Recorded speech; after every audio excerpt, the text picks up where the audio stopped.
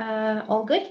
Perfect. Yes. So, as both Dr. Maritza and Hermine mentioned, my name is Carolina Gomez. I'll tell you about it in a moment, but I have a master's and a PhD from the INRS.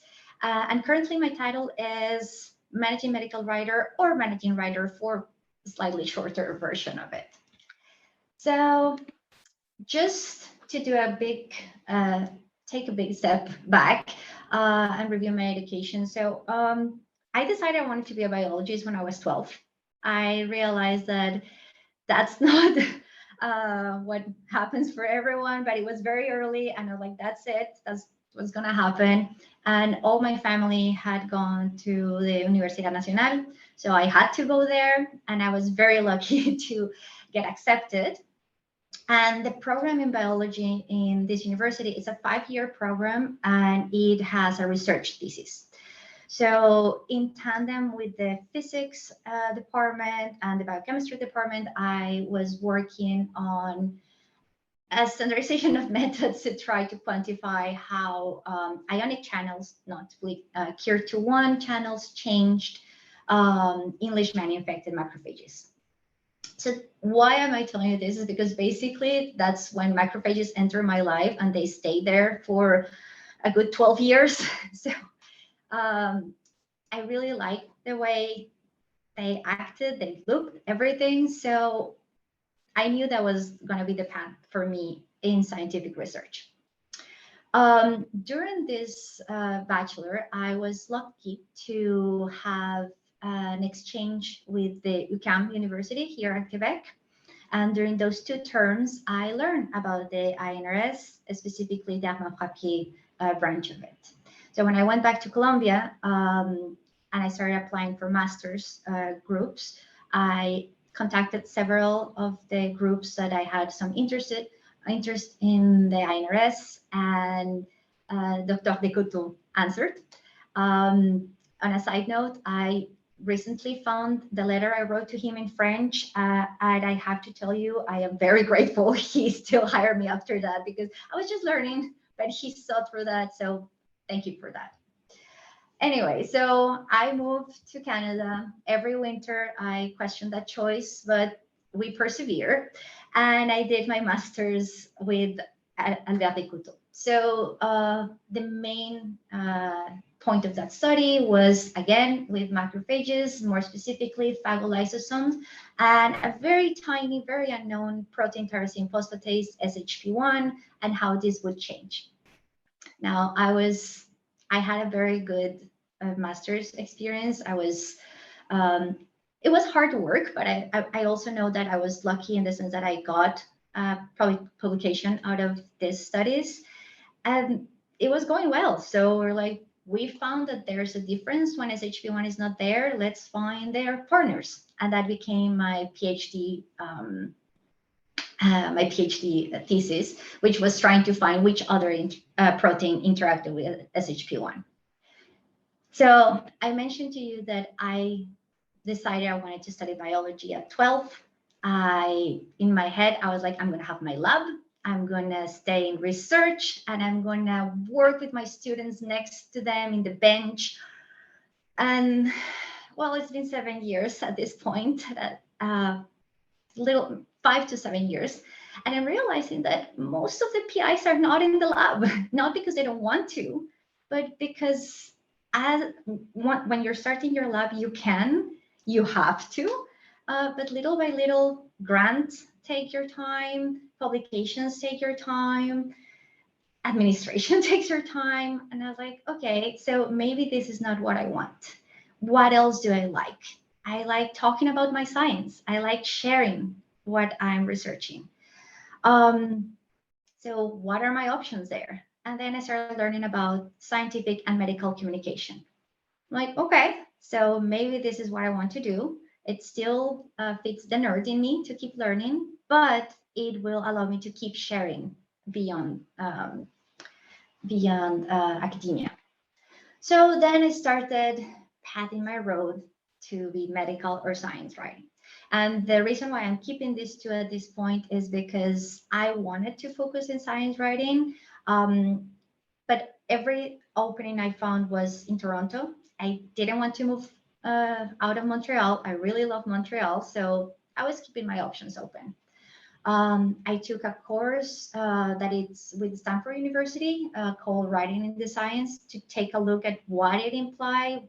Was I good at it? And apparently, yes. So then I took 2 extra courses in Concordia, which were oriented more at the promotional side, but still had an idea of what is it, the type of tone that we use. You've read your papers in research. It's very different tone than what we do, right? And then the other thing I started doing was reaching out to a bit more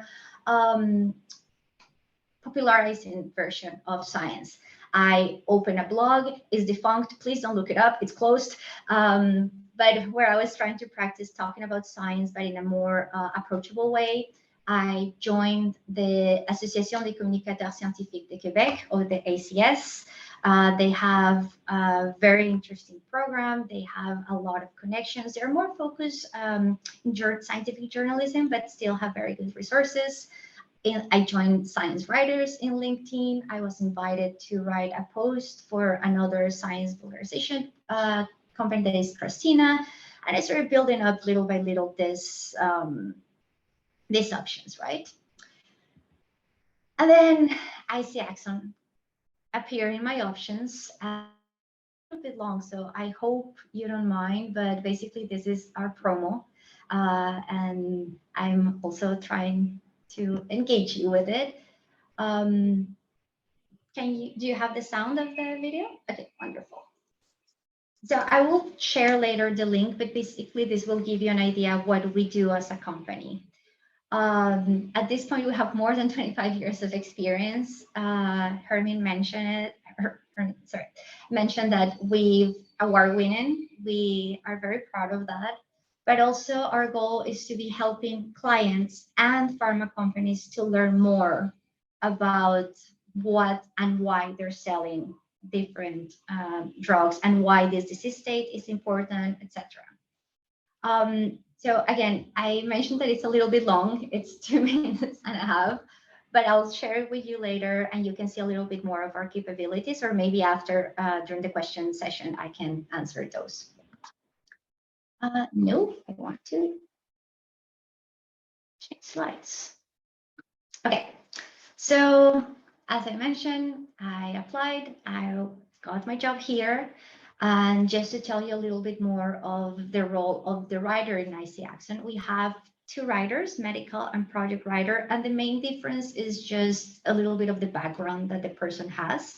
Medical writer has usually a master's or a PhD, and it's just because it involves deeper scientific research and translation, if you will. But we do have project writers that had started with less medical pieces and then move on to medical writing. So what we do is produce a variety of medical and strategic training pieces for different pharmaceutical and medical device companies. We work in partnership with the editor. So yes, we write, yes, we reference, but we also have a team that is going to help us make that writing stronger. And our main points of the role is doing the research of references, client materials, books, everything, ensuring that everything is properly supported. The way we reference in academia is very different to the way we reference in agency world. Working, as I mentioned, with the editor for each of your projects, with the rest of your team that are going to be client facing, collaborating with the design team to make your pieces pretty, make your pieces engaging, and programmers, because we do also have some gamification or more interactive pieces that we produce. And then suggesting, reviewing, and approving the images and every other collateral that we create for a piece. So just to give you an idea of my path with ICA, as we mentioned at the beginning, I started in August of 2016 and became a senior medical writer in 2018. What changed there is that I was more involved in the training of new writers. Principal medical writer 2019, big change is that it's a bit more client facing. I'm a bit more, think about it, between master's and PhD, you become more autonomous. You're expected to be more, to have more ownership. Then I became writer team lead, which meant that I had a little team that I could coach, that I could help growth. And now I'm a managing writer. So my team is medium size, no longer little. I have currently 7 writers on my pod. And while we don't write on the same pieces, they are in different accounts than me. Often I am in charge of, I help with their growth, their objectives, to guide them, to counsel them, and to hopefully make them very strong writers in the future. My day-to-day as a managing writer involves still writing. That's still a big part of what I do. I still have my own projects, collaborating with the project team and the graphics department. I do have more discussions with external stakeholders, so our clients, the pharma companies that we mentioned, that involve client visits, traveling before 2020, obviously, supporting pitches. So when we are applying or trying to get the account, daily staff, a writer, if the writer needs extra support, extra training, supporting resourcing needs for the whole content department and a little bit about that. And as I mentioned, coaching the team members on their writer role. We talked about different paths in the company. So I'm going to focus on the content because that's the department that I'm part of. But basically, we start as medical or project writer, then you can move into senior. And at this point, we have the first bifurcation. You can either go into principal, or there's some that just want to go directly into editing, which is great because we do need editors. And then after principal medical or project writer, there's 2 roles right now that we're having: scientific advisor and managing writer. The writing parts do not differ that much between those 2.